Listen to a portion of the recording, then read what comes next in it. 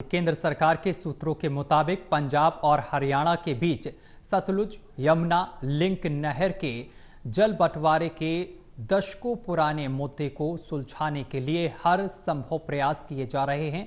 जानकारी के मुताबिक केंद्र सरकार ने दोनों राज्यों के मुख्यमंत्रियों से इस मुद्दे पर जल्द से जल्द चर्चा करने का अनुरोध किया है। देखिए हमारी एक खास रिपोर्ट।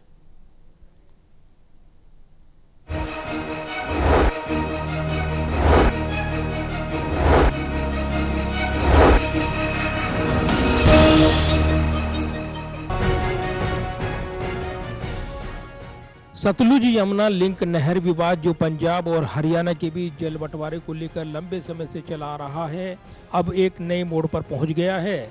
केंद्र सरकार ने दोनों राज्यों के मुख्यमंत्रियों को पत्र लिखकर इस मुद्दे पर जल्द से जल्द बातचीत की अपील की है। ये कदम सुप्रीम कोर्ट के निर्देशों के बाद उठाया गया है, जिसमें केंद्र को इस विवाद को सुलझाने के लिए मध्यस्थता करने को कहा गया था। जानकारी के मुताबिक जल शक्ति मंत्रालय ने हरियाणा के सीएम नायब सिंह सैनी और पंजाब के सीएम भगवंत सिंह मान को बैठक के लिए पत्र लिखा है और 10 जुलाई के आसपास दिल्ली में मध्यस्थता वार्ता होने की संभावना है। सूत्रों के मुताबिक जल शक्ति मंत्री CR पाटिल ने दोनों राज्यों के बीच मध्यस्थता कराने की ताजा पहल की है। दरअसल मई में सुप्रीम कोर्ट ने फिर से पंजाब और हरियाणा को मामले को सुलझाने के लिए केंद्र के साथ सहयोग करने का निर्देश दिया था। शीर्ष अदालत ने पहले जल शक्ति मंत्री को इस मुद्दे में मुख्य मध्यस्थ नियुक्त किया था और उनसे केवल मूक दर्शक बने रहने के बजाय सक्रिय भूमिका निभाने को कहा था। अब केंद्रीय जल शक्ति मंत्री CR पाटिल ने बीते कल मंत्रालय की 11 साल की उपलब्धियों को लेकर प्रेस कॉन्फ्रेंस की।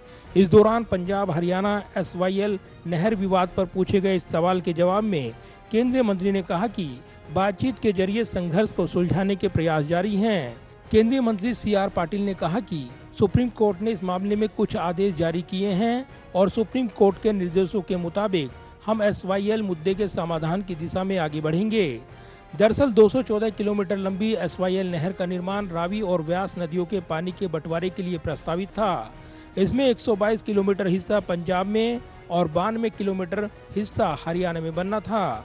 हरियाणा ने अपने हिस्से का निर्माण कार्य पूरा कर लिया है, लेकिन पंजाब ने 1982 में शुरू हुआ निर्माण कार्य बाद में रोक दिया। पंजाब का कहना है कि उसके पास हरियाणा को देने के लिए एक बूंद पानी भी नहीं है, जबकि हरियाणा 1981 के समझौते के तहत अपने हिस्से के 3.5 मिलियन एकड़ फीट पानी की मांग कर रहा है। जनवरी 2002 में सुप्रीम कोर्ट ने हरियाणा के पक्ष में फैसला सुनाया था और पंजाब को समझौते की शर्तों के मुताबिक नहर बनाने को कहा था। हालांकि पंजाब विधानसभा ने 2004 में 1981 के समझौते को खत्म करने के लिए कानून पारित किया। 2004 के पंजाब के इस कानून को सुप्रीम कोर्ट ने साल 2016 में रद्द कर दिया था। ये मामला तब से उच्चतम न्यायालय में लंबित है, जिसमें अब सुनवाई की अगली तारीख 13 अगस्त तय की गई है। यदि केंद्र की मध्यस्थता में पंजाब और हरियाणा फिर से किसी समझौते पर पहुंचने में विफल रहते हैं, तो सुप्रीम कोर्ट अपना सर्वोच्च निर्णय सुना सकता है। इससे पहले जनवरी 2023 में केंद्र के नेतृत्व वाली वार्ता के बाद पंजाब के मुख्यमंत्री मान ने कहा था कि पंजाब के पास साझा करने के लिए पानी की एक बूंद भी नहीं है और वह नहर का निर्माण नहीं कर सकता। तब CM मान ने तर्क दिया था कि पंजाब के 150 ब्लॉकों में 78% से अधिक डार्क जोन में है और यहां तक कि भूजल भी सूख रहा है। वहीं इस बीच हरियाणा ने 1981 के समझौते के तहत अपने हिस्से का उचित पानी मांगा है।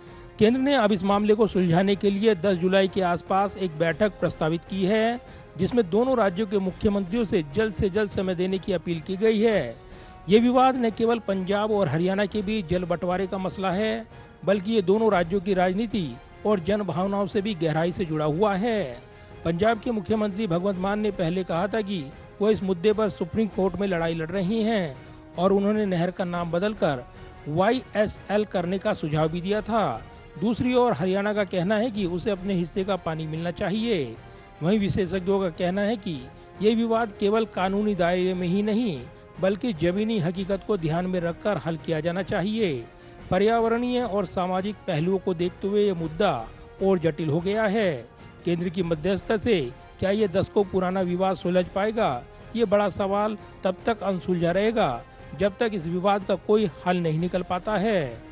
बहरहाल अब इस मामले पर केंद्र की प्रस्तावित बैठक के नतीजों पर तमाम नजरें टिकी हैं। कैमरामैन पवन शर्मा के साथ प्रदीप कुमार, टोटल न्यूज दिल्ली।